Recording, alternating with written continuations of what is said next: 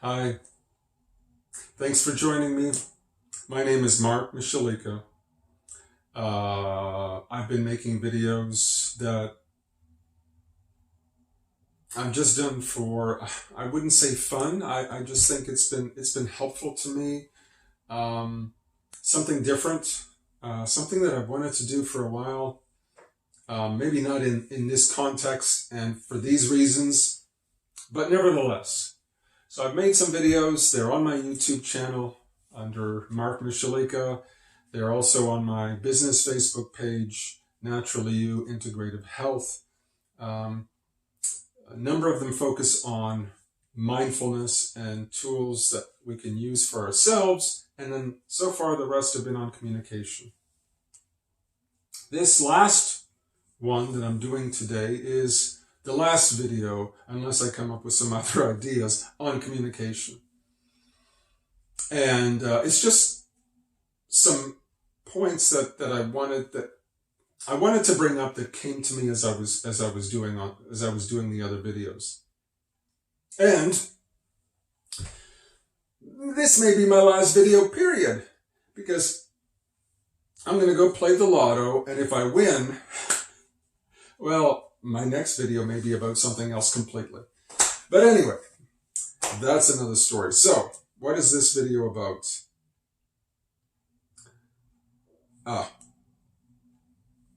First one. We've had this argument thousands of times. I've heard that from a number of couples in working with couples. We've had this argument thousands of times.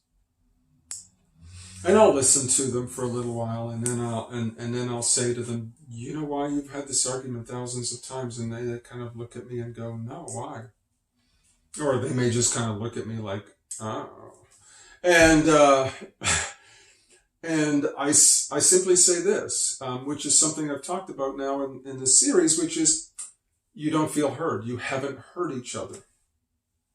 Now, that isn't exactly true. When two people are having an argument, or they're saying things that are hurtful, or however this plays out, sure, they hear each other, but they don't really feel heard.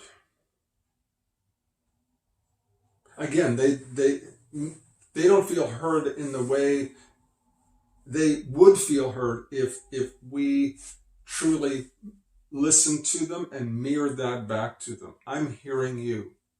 I'm here for you. Again, like we talked about, or I talked about, I'm creating this sacred space for us, or we're creating this sacred space for us, and I'm hearing you, I'm listening to you.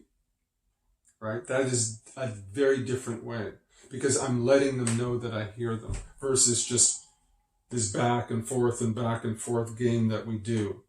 It's a different type of dance, because I talked about communication as being a dance. Well, that's a different type of dance. But that dance is okay if we're talking about, hey, what's your favorite movie? Or, hey, that was fun. Let's go do this. What do you want for dinner? But if it's emotionally charged, it's not going to be helpful. Then our dance has to change. Right? So, and that goes along with something else I said in one of the videos, where we need to connect on that emotional level. I need to hear you. I need to allow you to process the emotion and be able to go to a deeper level than just whatever that emotion is. Anger, I don't feel heard. I don't feel like you're listening to me. It means that you don't care. It means that I'm all alone. It means that I'm not loved. What's the underlying belief? So one. The other one is sharing my feelings is weak. Well, if we've got that belief, then we're kind of in trouble when it comes to communication. But I know people believe that. Probably more men than women. Not to be stereotypical, but that's just fact.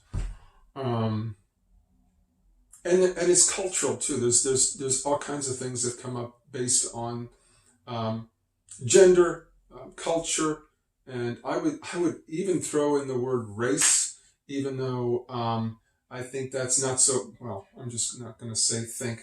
That's not so much about race as about culture, the culture that we grow up in. Right? So, and same with the gender stuff. It's really about the culture that we grew up in, the family, the community, the school, and the society at large. What are we learning? What are we absorbing from that culture? So, is sharing emotions weak? Well, some people say yes, it is. It certainly makes us vulnerable, right? It makes us vulnerable. And at the same time, it is, I'm going to say this, is powerful. I'm sharing my truth. Whatever that might be. I'm angry. I don't feel heard. I don't feel like you care, or I don't feel loved. I feel all alone. I grew up feeling the same way. And this is bringing all that up again. And I'm processing that. And if my friend or partner or family member hears me, then maybe this gets resolved. Because again, we're creating that safe space, that sacred space. But here's the thing, even if they don't hear me,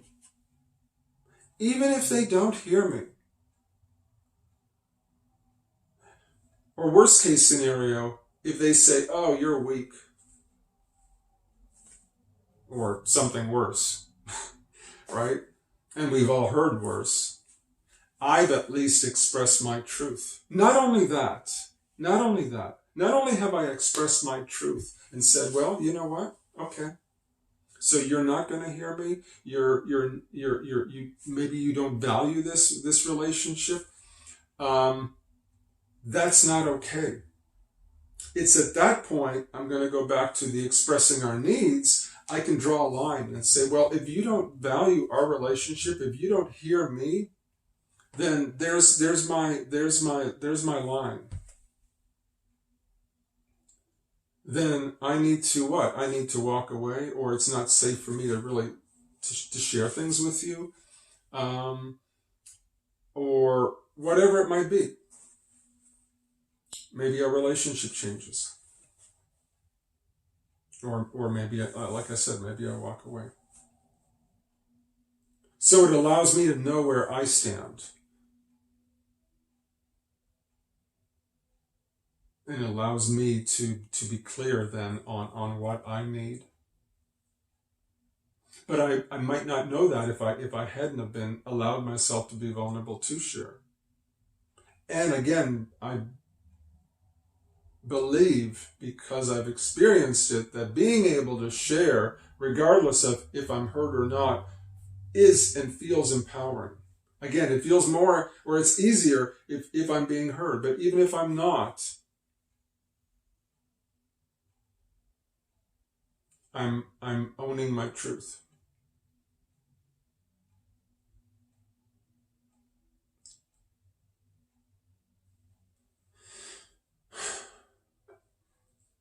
I guess the last thing I would say about that is hearing ourselves.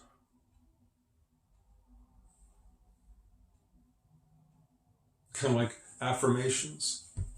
I am powerful, and gosh darn it, I like myself. Right? Being able to hear myself and talk nicely to myself and say, well, you know what? I care about myself. I care about my feelings. I can hear myself.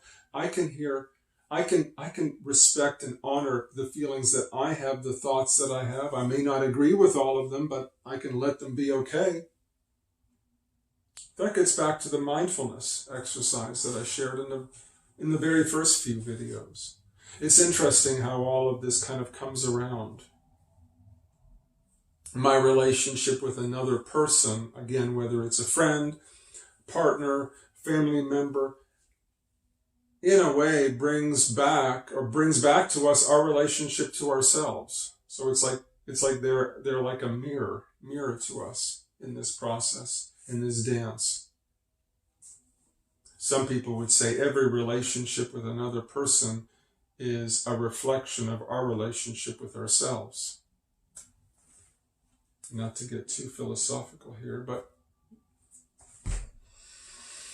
so I think that's all I have on communication, or at least that's all I really wanted to share at this time. Again, I hope that some of this has been helpful to you, or at least maybe it's triggered some thoughts and some ideas that might be helpful in your relationship with another person or with yourself. Thanks for joining me. Mark Michalika, Naturally You, Integrative Health, YouTube and Facebook. Maybe I'll see you again. All right. Thanks. Bye-bye.